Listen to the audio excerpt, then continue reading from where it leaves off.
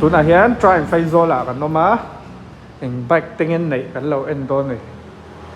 het a hi Scrambler XC oma stock avar po stock an nei a kita khian tracker 400 karon thleng boka stock om boka heng ho po hilat thai man hi to lawa noi hi le sing red vel ni ta